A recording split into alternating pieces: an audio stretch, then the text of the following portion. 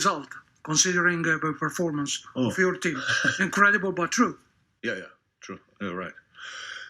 Not sure if it's incredible. It's just a normal football result. It was... So after the game, when I saw the stats, it was 50-50 possession. So we had a lot more shots on target, but the most decisive stat is absolutely on Madrid's side. Just to make sure that nobody thinks I wouldn't congratulate Real Madrid. I do that now, but I congratulate everybody, president involved, outside personally. So they scored a goal, we didn't. That's the easiest explanation in the world of football, and harsh to get anyway, but we respect that, of course. When the goalkeeper is man of the match, then something is going wrong for the other team. So we had, I think, 3 really big chances where Courtois made incredible saves. Would have loved to have a few more of this caliber. In the last third, we could have done better pass here, whatever. The crosses, we especially to the end of the game towards Courtois, they make not too much sense. Had the best phase probably after they scored the 1-0, then immediately. Then we played exactly in the spaces we had to play. In the first half, good moments. So when we found Sadio next, left and right from Casemiro, center half stayed deep. Sad could turn. We arrived in the box. That was good. Wanted to play a bit more in their formation in the second half than around their formation. The problem is when you play against Real Madrid and they defend that deep, the counter-attacking threat they are is immense, and you cannot ignore that. I saw us doing really a lot of good things, to be honest, but it was not enough, and we take that. So you were aware that something was happening, but have you been made aware of anything yet, and have you got anything to say on the matter? Not a lot, and I couldn't speak to my family yet, but I know that the families had real struggles to get into the stadium. But the reasons, I don't know yet. What I heard that we will have, what is they saying for that, further investigations to figure out what's going on there. I heard a few things. They were not good, not nice. Obviously, that was pretty tricky out there, but I don't know. I don't know more about it. You've won so many games against deep-lying sides this season. A lot of teams play like that against you. Did you feel that on this occasion, maybe just the fact it was the 64th game you'd played so much that there just wasn't that little bit in the tank? Let me say that it doesn't help, but it's not. I don't think it was the reason. So we had, and we all know that these kind of the chances we had is on the when the player shoots a ball going in or not is on the foot actually only an inch. That's all. It has nothing to do with being at the peak of your physical things or not. No, we had these situations. We all know that the chance in a 1-1 situation from close range from Mo. We know how often Mo scored in these situations. It was just an outstanding save from Courtois. We have to respect that as well. Can't remember. I think Madrid had 1 shot on target. Is that right? And it was a goal. Yeah.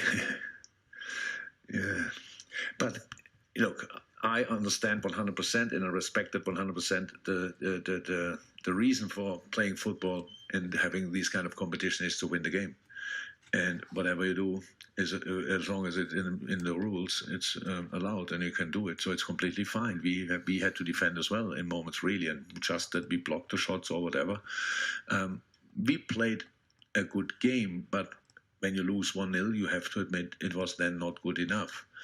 I told the boys in the dressing room after we had a bit of time, obviously, watching the celebrations of Real Madrid and these kind of things. I told the boys that I feel the pride already. But I saw as well that I was the only one in the dressing room in that moment. So the boys need a little bit longer for that. I understand that. But these boys played an outstanding season. The 2 competitions we couldn't win, we didn't win for the smallest possible margin. 1 point, 1-0. So what does that say? Just that on the day or in the city during the season, they were 1 point better, and tonight Madrid was 1 goal better. That says nothing about us. The difference between 2018 and now is that I see us coming again, and not in 2018. I wished it, but I couldn't know. But these boys are really competitive. They have an incredible attitude. It's a fantastic group, and we will go again, definitely. And tomorrow we will celebrate the season. It's good that we don't have to do that now immediately, but after a night's sleep and maybe another talk or speech from me, the boys will realize how special it was what they did. And even if nobody on this planet would understand that we have a parade tomorrow, we still will do it. And I really hope that everybody who has the chance to get to Liverpool is there tomorrow and celebrates together with us a fantastic season which we all had together, which didn't end like we wanted. But yeah, that's fact. But how I said, the club is in a good moment. We will go again. Wait, one more there, please. Yes, hi, Jurgen. Elias Lorati from Valve USA. What do you think was the key difference today between winning and losing?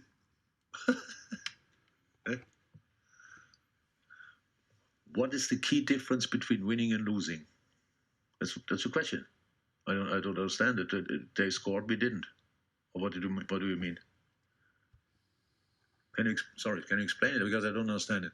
What is the key difference between winning and losing? What did you feel was missing from today to really get the win? They scored and we didn't. That's not easy to say.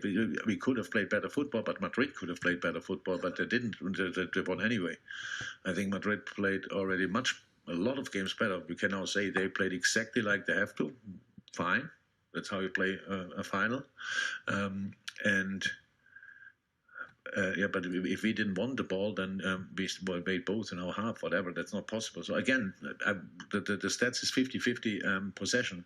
So it was not that they never had the ball, absolutely. But they couldn't score. They couldn't, apart from the goal, they didn't have a shot on target. That's a good sign for my team.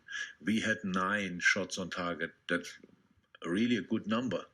The problem is they scored with 1 shot and we didn't score with 9. That's the difference between losing and winning. It's not important if any other team could have won tonight because Madrid qualified for the final and we qualified for the final and we couldn't win tonight. So that's the only thing what counts.